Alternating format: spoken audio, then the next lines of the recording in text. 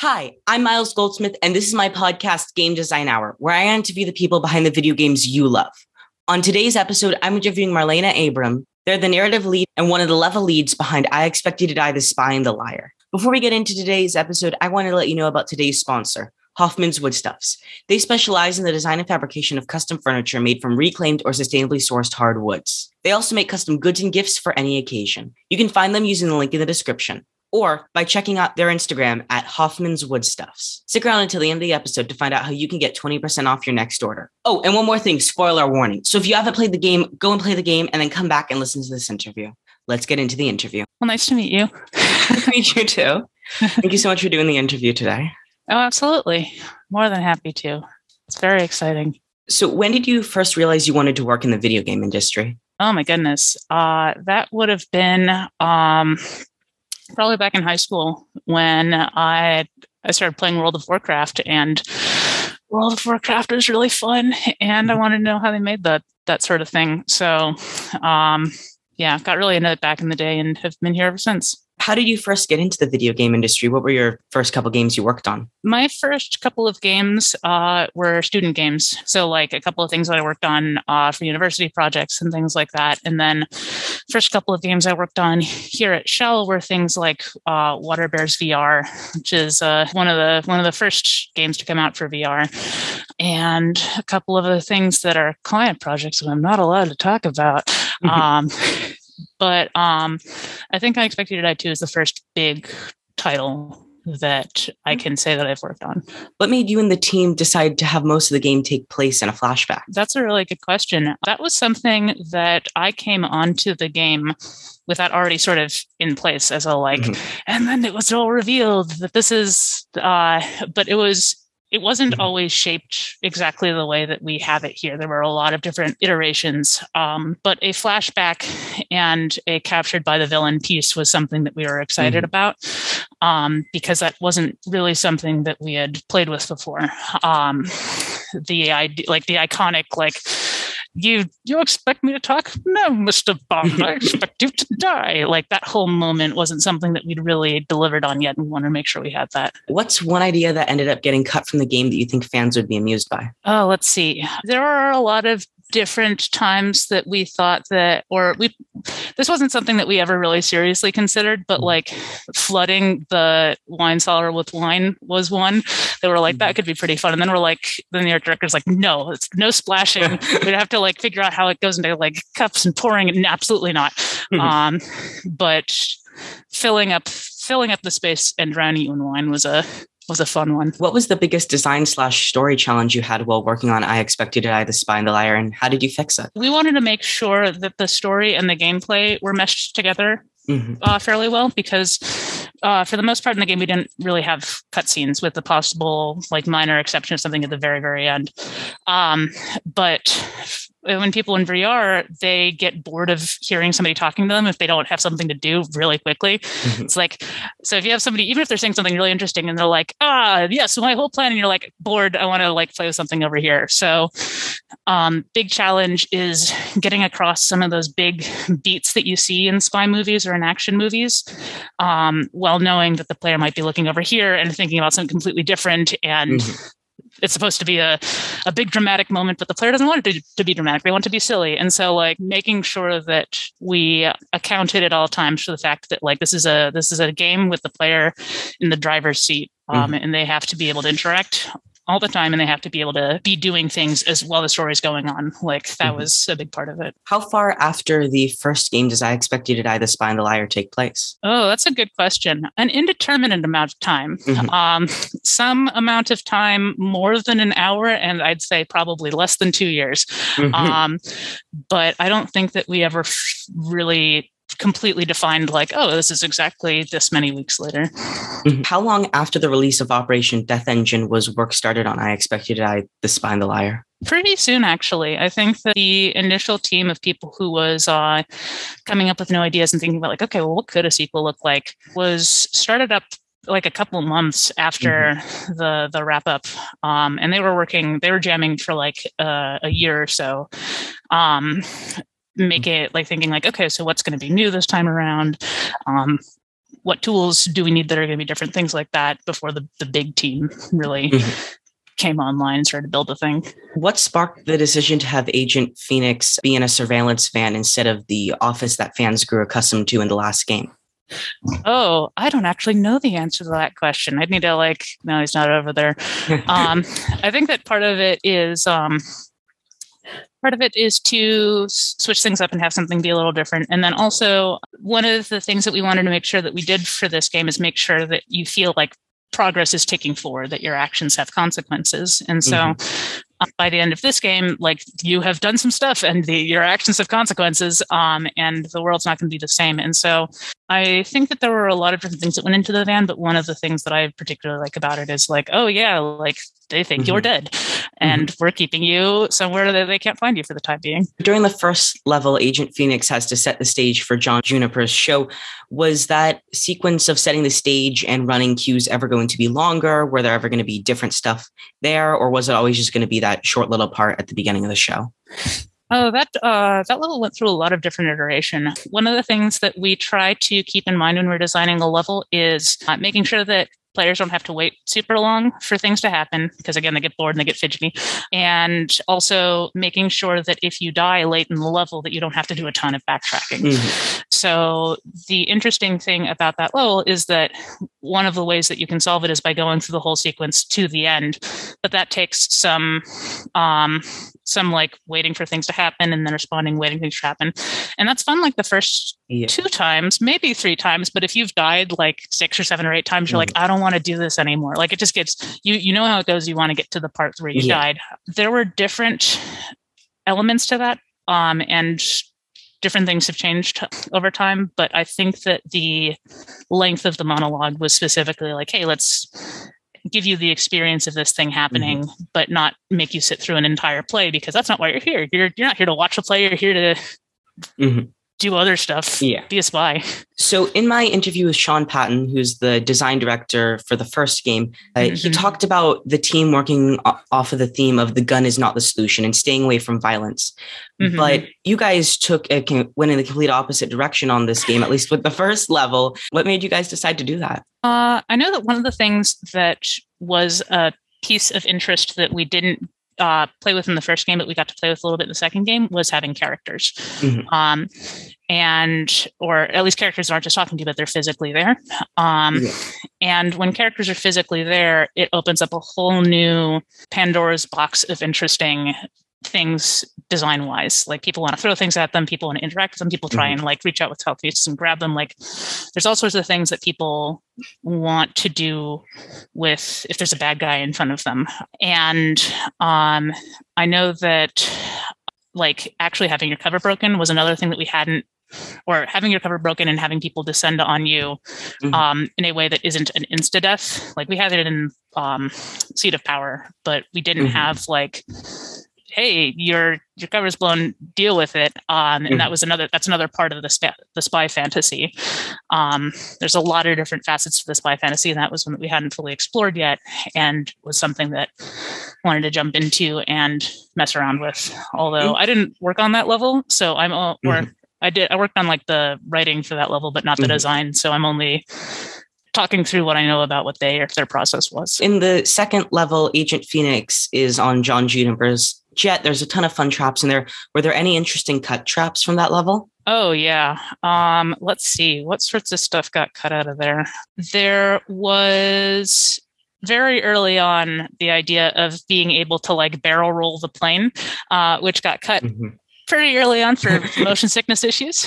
I think that a lot of the spirit of the things that they started out with ended up in the final level. I think that there were earlier iterations, but they just kept making them stronger and piecing them together. And the third level, Agent Phoenix is breaking into the fabricator's workshop, and there's what seems to be a model of the Bear Archer with the fan favorite trap from the first game. I didn't come across the Bear Archer actually being a trap. Was there ever plans to have the Bear Archer be a trap, or was it just an Easter egg for eagle-eyed viewers? As far as I know, there is something that you can do with the Bear Archer. Okay. I don't think that the barrel archer can kill you, but you can load up the crossbow to devastating effect. So I'd check that out and see if that. I'm like 95% sure that made it into the final game. On the same topic, around the office, there's notes about Solaris working on the mask and other stuff like that. Agent Solaris was, if I'm correct, the one who was on the Death Engine with us. Is she still alive, or has Zoran the Fabricator been working on this plan for so long that those notes were before the Death Engine? There is a little bit of an Easter egg in workshop, in the workshop, that will tell you a little bit more about that, or a little bit. I think that there are a lot of things that I think are really interesting about Solaris and the Fabricator working together, but I don't think that enough of that has been canonized to be able to be like, yes, this is how it, like, not in the game at least. So at least for now, I do think that based on what we have in the workshop, she is still alive and she is still around. She just wasn't a focus of this game. John Juniper's wine cellar is filled with a ton of puzzles. I know you talked about it possibly filling up with wine. Were there any other interesting traps that were cut from that one? We played a lot early on with the idea of this being like an old haunted, like dungeony style castle. So we ended up keeping the pendulum, but there were other things like spike traps and stuff coming out of the walls that didn't end up making the cut. Pendulum, but same sort of thing. There were other things that I think that, like, the most fun stuff is the stuff that we kept in there. Like for the way that we do these puzzles, we like try a bunch of stuff, throw things at the wall and see what sticks. And then some things people are like, I love this. And some people are like, I'm not sure about this one. It's going to need a lot of work. And we go for the ones that are the most fun and the most promising. Some of my favorite John Juniper lines come from when he is posing as the support agent. The lines such as, what is this agency coming to? And no, don't open that drawer. Were there any other interesting lines there that ended up getting cut? We had some back and forths about how we wanted to reveal that. And if we wanted it to be something that was more deliberate or something that was more like, oh, wait, you're getting out of there? Wait, hold up. And we went with the more deliberate one for a number of reasons. But there were some funny versions of him being very upset that you got out of his secret trap. They were very fun. So the title of the series, I Expect You to Die, comes from the famous James Bond line, No, Mr. Bond, I Expect You to Die, from the film Goldfinger. Level 5, Agent Phoenix is stuck in a similar situation, and Juniper says a line reminiscent of No, Mr. Bond, I Expect You to Die. Are there any other parts of the game that pay homage to classic spy films? I think the biggest one is the environment, art and the environment style. The artists, like, they have tons of James Bond like art books, like big thick ones around that they use for reference to make sure that, like, yeah, this feels 1960s. This feels spy-fi is the term that they've been using. So those are the big ones. I think that we referenced Goldfinger a little bit with the design of the map system and like those sorts of things in the wine cellar. Yeah, as for other specifics, like we always go and look at Bond films to be like, okay, what sorts of fun stuff here can we pull out? But after a while, it all just sort of like meshes together. So I think that's you found the big like overt reference. Was there anything that you had to fight hard for to keep in the game, or something you fought for that ended up getting cut? There was a while that the Fabricator might not have been in the game. We had a big discussion about that. Like, would it be simpler to have it just be you and John Juniper and have very few other characters? But I think that we fought pretty hard to have more characters in there to flesh out the world a little bit, because this is the second game and you're interacting with all these characters, or you're interacting in what we want to be like an alive world with stuff going on, and you're not privy to all of it, but like there's somebody doing things over here and somebody else might be doing things over here, and maybe they don't like each other very much. And that makes the world feel richer, at least in my opinion. Mm-hmm. So that was something that I'm glad that we were able to get some character interactions and some back and forth between NPCs to flesh out the world a little bit more. The game ends with Agent Phoenix defusing the nuke and the elevator falling, presumably killing them. Was that always how the game was going to end, or was there other possible endings? Oh man, the ending of the game was a really difficult design challenge. And that was something that I worked on with the directors, because they were like, okay, we want to finish up this game. We need it to be something that the player does and has a hand in. We want it to be puzzle based. We want it to feel climactic. And we want to leave things open a little bit. And so we had a lot of meetings with that. And I came back with like, okay, here's some options for how the game could end. Here's option 1 where these things happen. Here's option 2 where these things happen. And we spent a lot of time thinking about like, okay, like, is Juniper going to die? Like, who's going to kill him? How's that going to happen? And we ended up with what we've got and trying to blend all of those different pieces together. The interactivity, the raising the stakes, the tying up loose ends, like, and asking interesting questions, all of that stuff. So fingers crossed that we at least hit some sort of a mark with that. So at the very end of the credits, it says, I Expect You to Die will return. Do you know what form it will return in? Will it be a new game, or will it be DLC added similar to how they did it in the first game? That's something that I know that I'm not allowed to talk about. I think that, I don't think that I can say anything about that other than the fact that people seem to really like this game, and we're all hoping that the end of the credits is like the first one continues to be true.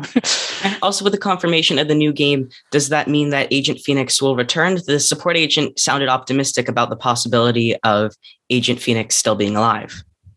Who knows? I think that it's, again, one of those, like, we'll see what happens. Like, the game industry is a weird and fickle place, and we'll just have to see. Okay. I personally would love for there to be more, but I don't know those calls. Okay. So I Expect You to Die, The Spy and the Liar is a much more story-driven game. What made you and the team decide to do that? So initially it was supposed to be like a light dusting of story across the top, just something that's very thinly goes from one level to the next. And about a third of the way into making the first 2 levels, it became clear that it wasn't going to cut it. That's not going to be enough, because with this genre of like spies and action movies, like, there's an expectation there that there's like a mystery and that there's things going on in the background, and that you expect characters to act in their own best interests and not to do things that seem dumb, because otherwise people are like, why would he do that? Like, why I would, if it was me, I'd do it this way. And so at that point, we really had to sit down, and I was doing level design at the time. We didn't have a dedicated narrative director. I was doing some writing.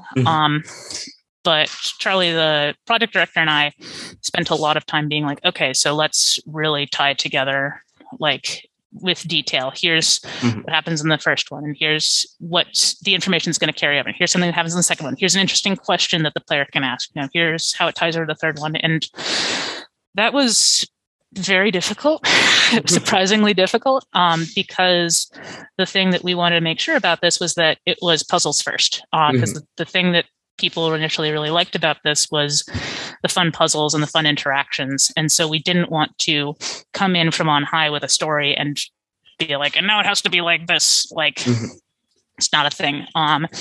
So we needed to spend a lot of time throughout development being very careful about, like, okay, well, is there a way to tie this puzzle into the narrative? Is there a way that, like, this really cool puzzle has come up, can we change the narrative to fit and let us use that puzzle a little bit? So initially it wasn't a decision that we made to make it extremely story driven, but then we're like, okay, we kind of, if we're going to do this, let's do it right. Spend some time on it. I Expect You to Die, The Spy and the Liar has many more characters than the first game. What was it like building all those new characters? Oh, it's so much fun. I love I love building characters. That was another thing that went through a lot of iterations. Different characters, as we went through different phases of the story, there were characters that came up, characters that got cut, characters that we kept or made more integral or less integral to the story. But one of the things that people seem to really enjoy is like making fun of the characters, or like just enjoying the characters as they live in the world, because they're fun and archetypal, and they're just fun guys. So it was fun coming up with those and trying to come up with something that's going to stick and land fairly quickly, because they're not on screen for. You said there were some cut characters. Can you tell me about some of the interesting characters that got cut? There were a couple of different iterations on the story we went through. We had like a super scientist at one point that didn't end up sticking around. There were some more henchmen. We consolidated the henchmen, stuff like that. It's one of those things where it gets to the point where it's so far back. It's like not even.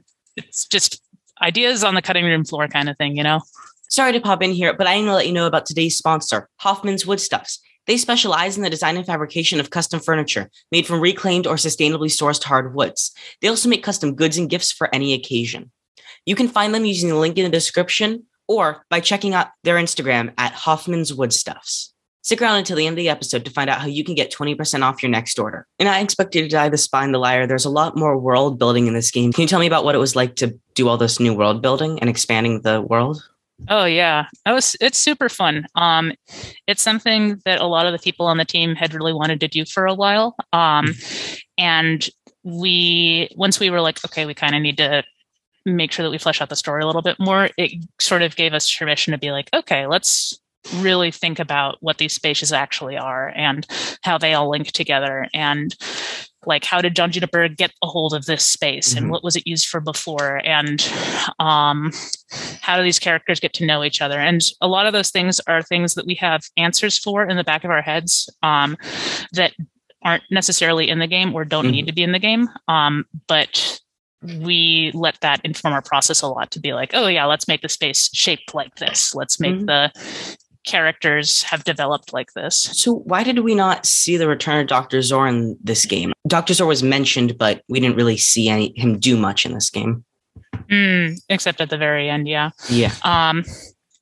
Dr. Zor, there are a lot of different things that we are interested in poking at there, but it's a slow burn. Like, it's one of those things where if you tell everything right off the bat, then it's all done. And so we wanted this game to be able to expand the world and tell more about like how the world works, and a little bit more about how things are structured and where, like, what all the relationships are, without going into and like revealing all of the things behind the curtain. So assuming that there's ever another game, there will be lots of space to do that. But we'll see. Who knows? I might be talking out of my ass. Throughout the game, when referring to Agent Phoenix, all the characters use the pronouns they, them. Is Agent Phoenix non-binary?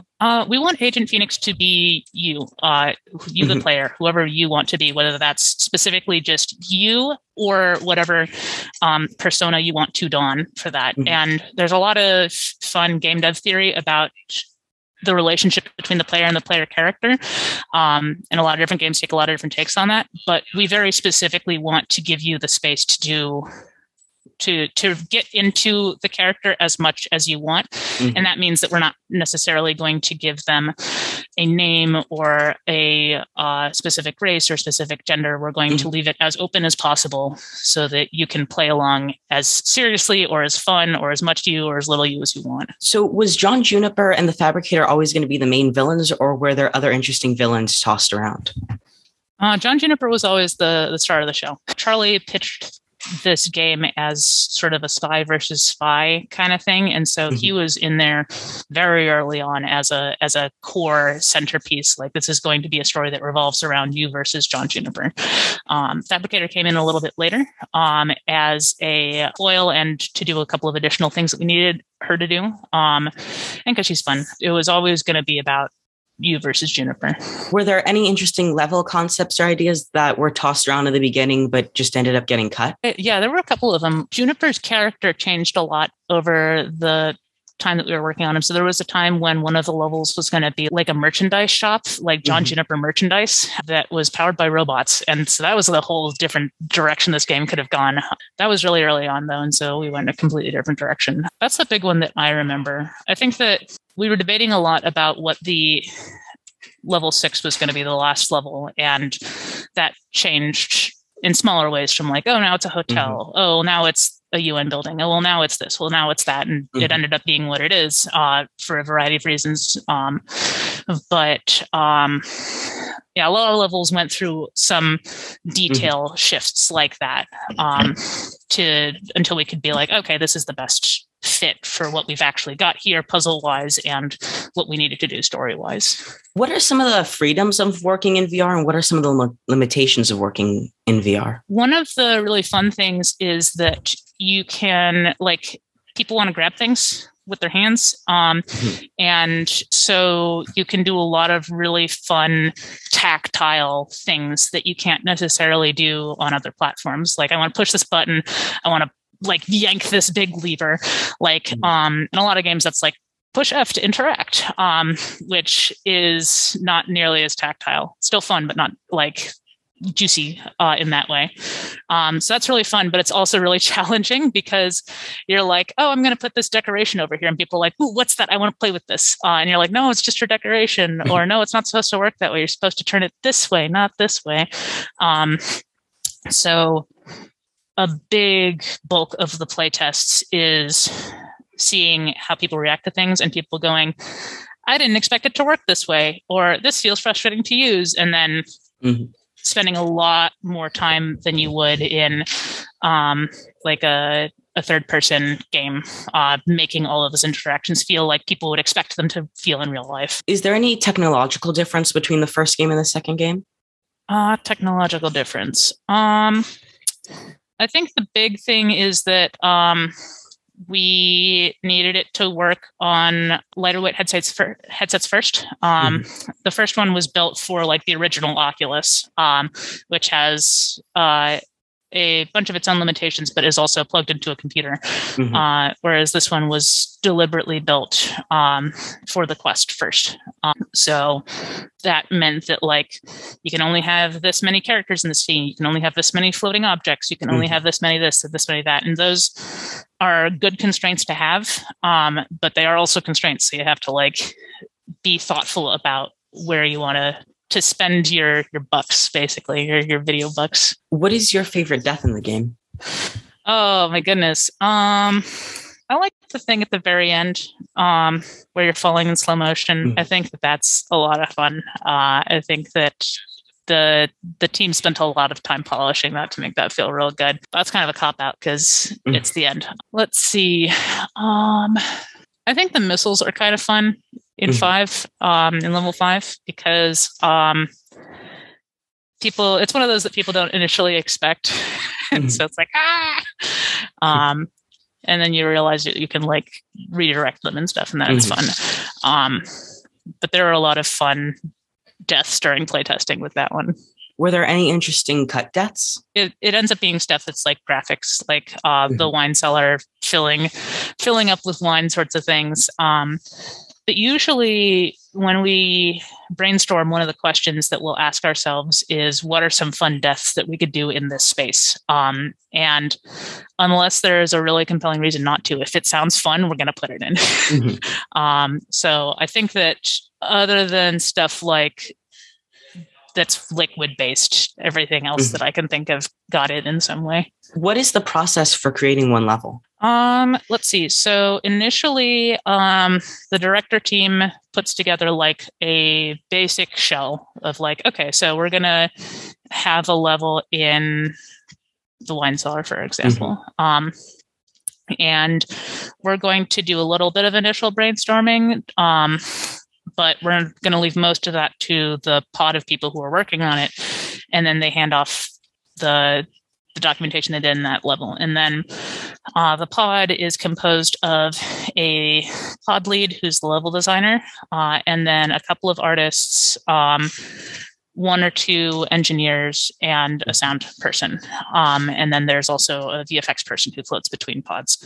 And they all sit down in a room, sometimes just as the pod, sometimes with directors, and do a bunch of brainstorming. Like, okay, so wine cellar, what are some fun deaths we could have here? What are some fun objects that you could play with? What are some fun puzzles that come to mind? Okay, now let's think about, like, if we made this like a dungeon, like what are some fun things that we could put in there? What are some fun story things, story moments?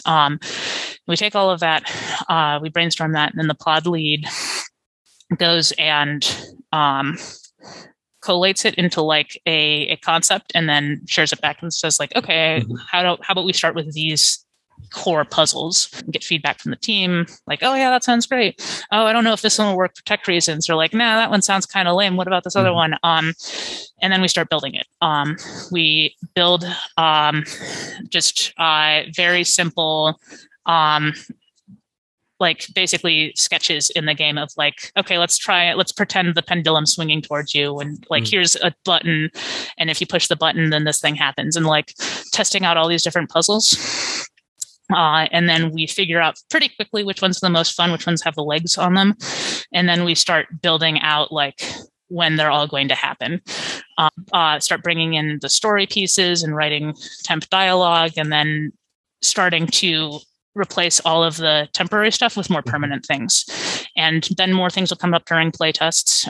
Things will be like, oh, this worked really well when it was just a box, but now that it's a really cool looking weird doodad, people want to use it this other way. And so then people like will have meetings about that and adjust, but then slowly everything starts to sort of come together and get polished. But it's a long process. Okay. So your credits on the game are narrative lead and level lead. Were you in charge of certain levels, or was it all levels? I was in charge of the last 3 levels, and the other lead, level lead, Chase, was in charge of the first 3. And then I helped out with the narrative and did the writing for most of the first 3 levels. And then there was another level lead who was in charge of tutorial, Ryan Hall. He's in charge of tutorial, and he was in charge of the van and a bunch of other stuff. Are there any fun Easter eggs that you think fans would be amused by? You can find some voice messages in the jet that I think are a lot of fun. Like initially it was one of those things we were down on the timeline. We're like, okay, we have to start cutting stuff. We're running out of time. And those were on the edge. They were like, okay, we might have time for these, but we probably don't. And then people are like, no, these lines are so fun. So get some extra lore in there with those. What was it like working on a video game during a pandemic? What were some of the struggles you and the team faced while working on I Expect You to Die, The Spy and the Liar during COVID? Oh, it was tough. It was tough during the beginning part, especially because nobody knew what was going on, and everyone was kind of panicking, and like that whole thing that everybody was dealing with at the beginning of the pandemic. Are we all going to die? Who knows? And then after things started to settle down, our IT team are magicians. They got everybody like working from home within like a week. It was magic. And so once we started getting everybody working from home, then it was a slow process of building up new processes and like, okay, how are we going to do meetings now? What about those side conversations that we have at people's desks? How are we going to do those? How are we going to do accountability? All sorts of stuff. And the hardest piece was playtesting, because when we're in the office, we're just like, hey, buddy, come over here, put this on your face. Tell me if it's good. You can't do that at home, except with your immediate family. And they might not be in the target demographic, or they might have played 4 times already that day and not be useful for playtesting anymore. So we eventually found a really cool service that helps us out with that. But getting things playtested for like the first 4 or 5 months, it was not good. When did you guys return to working in person? It's been a process over the last couple of months. There's still some people who are not working from the office. Still some people working from home. But like, at least right now, everybody's got masks. So we're figuring it out one day at a time, because Delta variant, what's that? Oh, pandemic's not over yet. Were there ever any plans to see the return of the fan favorite villain, Hivemind? Oh, that's a really good question. I really like Hivemind. So Julian, who is one of the sound people, is the voice of Hivemind, and I really like it. I really like that character. I think that that character is a little bit of a controversial character internally, because some people are like, is the Hivemind too over the top? So I personally would love at some point to see a return of Hivemind, though, because Hivemind's a delight. Everyone on the Discord server seems to be obsessed with Hivemind. Everybody loves Hivemind. I'm pointing at this and I'm like, bring back Hivemind. Yeah, Hivemind is the best. So looking back now, what do you wish you could have done differently? We learned halfway through development that, initially one of the things that we were doing was we were like, okay, we're going to do things kind of like how the DLCs were made, which is finish one level, move on to the next level, finish the level, move on. And we figured out pretty fast into the first two that we can't do that. Like, not with a story game. We have to leave room to change things, because if you get to the second level and you're like, wait, there's this really cool thing that requires us to go back to the first one and set this up, you can't do that.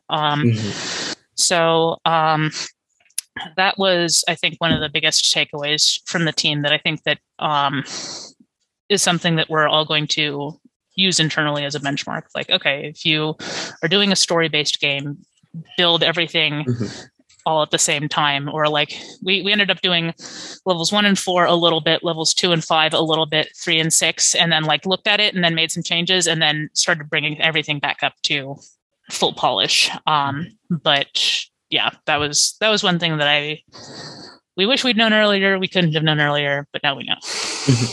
How many people did it take to make I Expect You to Die, The Spy and the Liar? Let's see. Our internal team was probably like 30 or 40 at its peak. 40 probably a little too high, probably closer to 30. And then that's not counting like the management, ops at the office, like external decision maker, stuff like that. But yeah, core team was director's group, the 2 pods that were working on levels, the 3rd pod that was working on like connective tissue, and then some other folks who are on the project but also working on some other stuff in addition. What was the biggest lesson you learned from working on I Expect You to Die, The Spy and the Liar? Story's hard. Like I had worked on a couple of other game writing things before this, but this was the first big, like, okay, like we're making something more or less from the ground up, and there's a lot of expectations and a lot of different ways that things could go wrong, and things that don't feel good, and like just stuff that you have to kind of just learn from doing, that we all kind of learned together. But now having done that, it's like, okay, now we have some really good processes for doing this, and we know how to like tell a story without as much churn and as much like, but wait, we made this mistake. Oh no, now we have to do a different thing, and that's hard. So what's next for you? What are you working on now? That's another, I can't tell you.